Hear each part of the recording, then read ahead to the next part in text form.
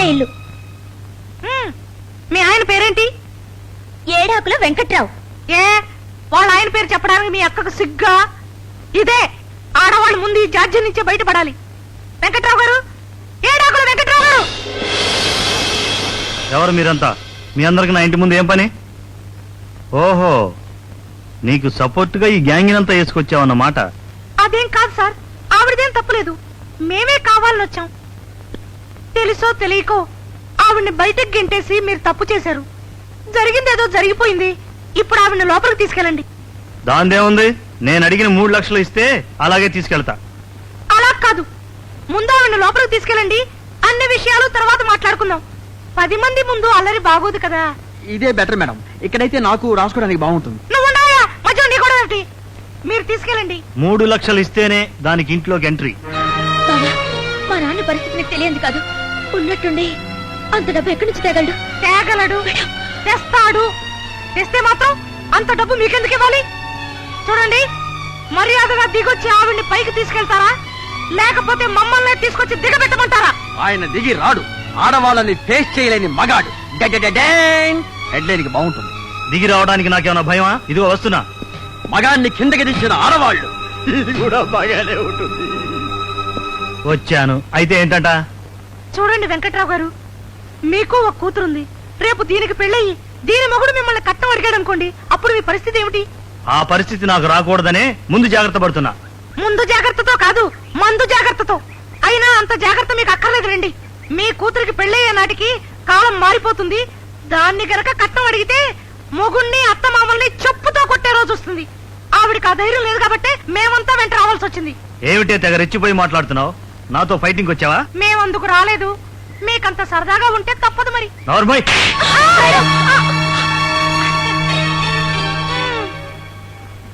ద్వితీయ విఘ్నం కాకుండా ఇంకొకటి కొడతారా?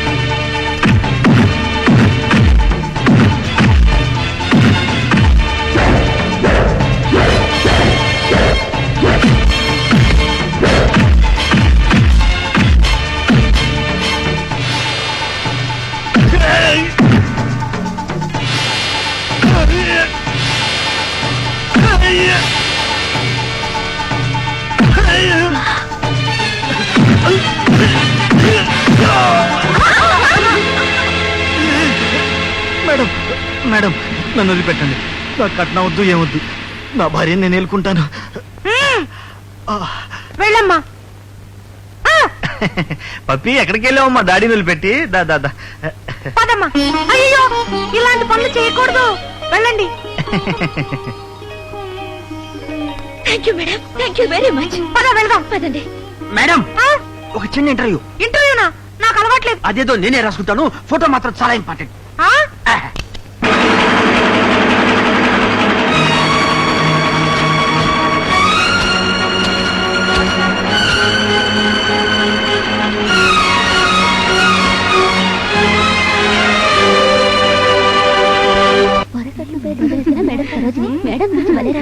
మేడం నిన్నటి విషయం పేపర్లో పడింది. అవునా? మీ ఫోటోలే మేడం.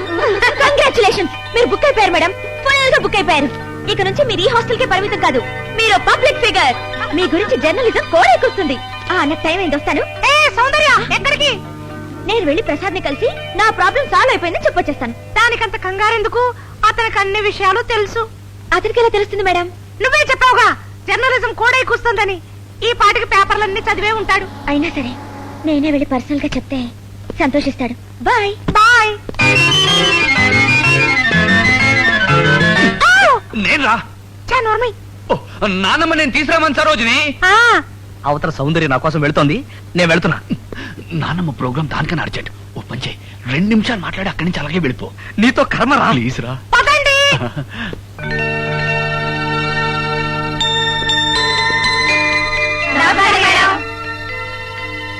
రామ్మా సరోజిని రా. ఇంత చిన్న వయసులోనే ఎంత పేరు సంపాదించావమ్మా. మరి మా రోజుల్లో ఎన్ని త్యాగాలు ఎన్ని సత్యాగ్రహాలు చేసినా ఇంత స్పీడ్గా పేరొచ్చేది కాదు. సంతోషం తల్లి, చాలా సంతోషం. చూడు, వీళ్ళందరూ నిన్ను కంగ్రాచులేట్ చేయడానికి వచ్చారమ్మా. Congrats madam. Congrats madam. Congratulation. Hello hello. ఈవిడ మిసెస్ సులోచన నాయుడు, హైదరాబాద్ మహిళా మండలి ప్రెసిడెంట్. మొత్తానికి అతనికి గొప్ప గుణపాఠం నేర్పారు. డౌరీ ప్రాబ్లం తో బాధపడే వారికి మంచి ఇన్స్పిరేషన్. ఏది ఒకసారి ఆ చేయలేవండి. ఫైట్ చేసిన ఆ చేతికి చిన్న ప్రెజెంటేషన్. ఏమిటది? రింగు తీసుకో.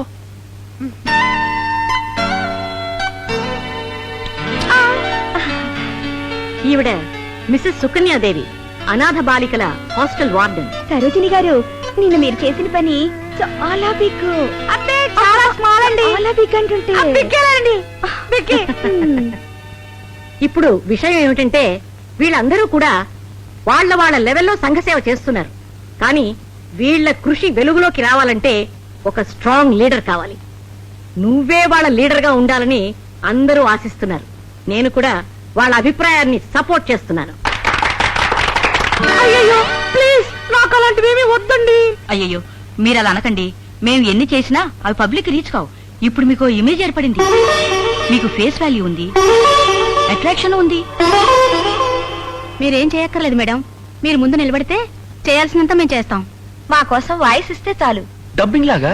డబ్బింగ్. ఇక మీరు మా తరఫున రోజు ఫైట్ చేయొచ్చు. చూడండి, మీరు అనుకుంటున్నంత ధైర్యం నాకు లేదు. ఏదో ఆవేశంలో అతనితో ఫైట్ చేశానే గాని నిజానికి నేను చాలా సాఫ్ట్. అలా అనకండి. మీరు బయటికి చాలా సాఫ్ట్ గా కనిపిస్తారు, కానీ లోపల ఎంత హార్డో. సరోజిని, నువ్వు పేపర్లో ఇచ్చిన ఇంటర్వ్యూ చదివానమ్మా, చాలా బాగుంది. ఇంటర్వ్యూనా? అవునమ్మా. నువ్వు మున్ముందు ఏ ఏ సమస్యల్ని పరిష్కారం చేయబోతున్నావో, భవిష్యత్తులో నీ కార్యక్రమాలేమిటో అన్ని వివరంగా రాశారు. ఇదేమిటి, నేనేమీ చెప్పకుండా ఎలా రాశాడు? నువ్వు చెప్పక్కర్లేదు, జర్నలిస్టులు వాళ్లే రాసుకుంటారు. అంతేకాదు సరోజిని, మనిషి పెరిగే కొద్దీ శత్రువులు కూడా పెరుగుతారు అని నువ్వు అన్నమాట నాకు చాలా బాగా నచ్చింది. అందుకే ఇవాల్టి నుంచి నీకు సెక్యూరిటీ కూడా అరేంజ్ చేశాను.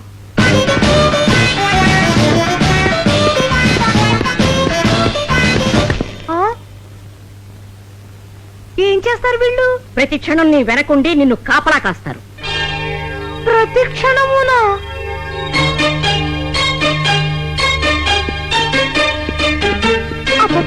ఆ పేపర్ గొడవ నుంచి తప్పించుకున్నాం అనుకుంటే ఇక్కడ మహిళా మండలి గొడవ, అది తప్పించుకున్నాం అనుకుంటే చెప్పులో మేకుల్లాగా ఈ బాడీ కట్ గాళ్ళు ఒకళ్ళు.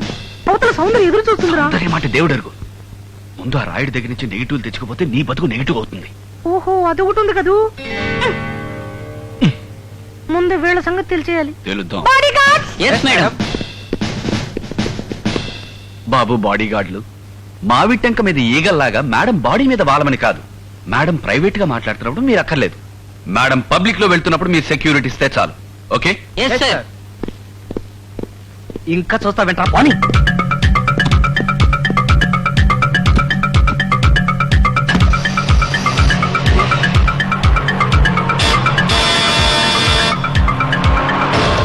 మేడం పబ్లిక్ లోకి వెళ్ళారు. డ్రైవర్,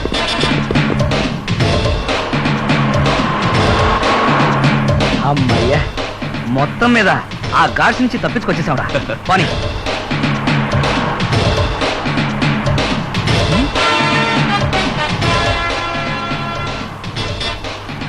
ఒరేయ్, అటు చూడు. ఈ గాడ్లు ఎక్కడ దొరికారా మన కర్మకి? వీళ్ళు నా బాడీ గాడ్లా? నా బాడీలో ఉన్న ప్రాబ్లమ్స్ గాడ్లా? తొక్కు తొక్కు.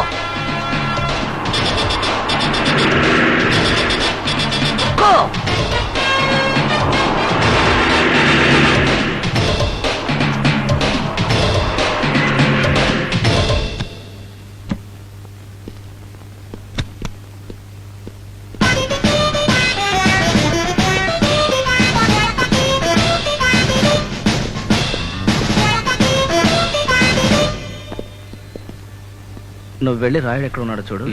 వీళ్ళ సంగతి నేను చూసుకుంటాను.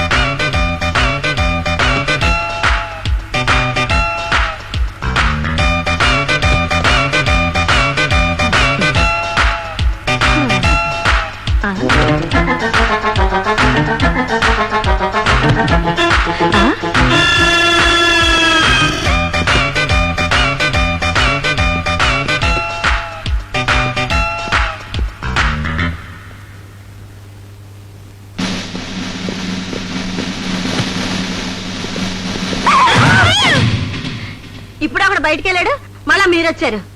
నాకు తెలియక అడుగుతాను, ఈ హోటల్లో ఉన్న మగాళ్ళకి అందరికి లేడీస్ బాత్రూమేనా? నా గాని తిక్కరేగిందంటే మీ గన్నలు తీసుకుని మిమ్మల్ని షూట్ చేసేస్తాను. పండు బయటికి.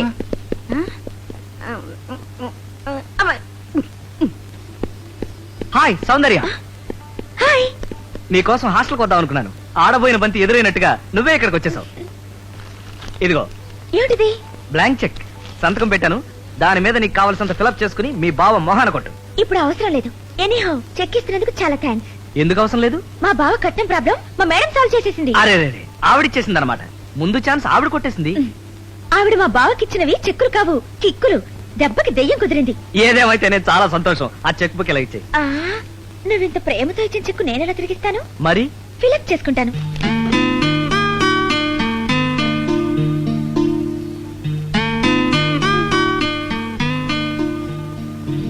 మూడు లక్షల ముద్దులు. కాసేపు సరదాగా తిరుగుతావా? అంటే నా బిజినెస్ పార్ట్నర్ ఒకటితో ఇంపార్టెంట్ గా మాట్లాడాల్సిన పని ఉంది. 2 నిమిషాలే, నువ్వు లాన్లో కూర్చో, నేను ఇప్పుడే వచ్చేస్తాను. ఆ?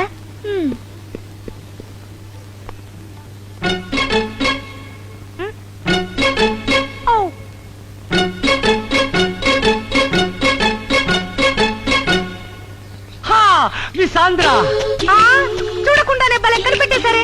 ఎలా? Scent of the woman. నువ్వు ఇలా వస్తావని నేను అనుకోలేదు. వెనక నుంచి వచ్చి కళ్ళు మూసేంత ప్రేమ ఉందా నా మీద? కాదు మరి. నాకు చిన్నప్పటి నుంచి ఫోటోగ్రఫీ అంటే ఎంతో ఇష్టం. నేను పెళ్ళంటూ చేసుకుంటే ఒక ఫోటోగ్రాఫర్ నే పెళ్లి చేసుకోవాలనుకున్నాను.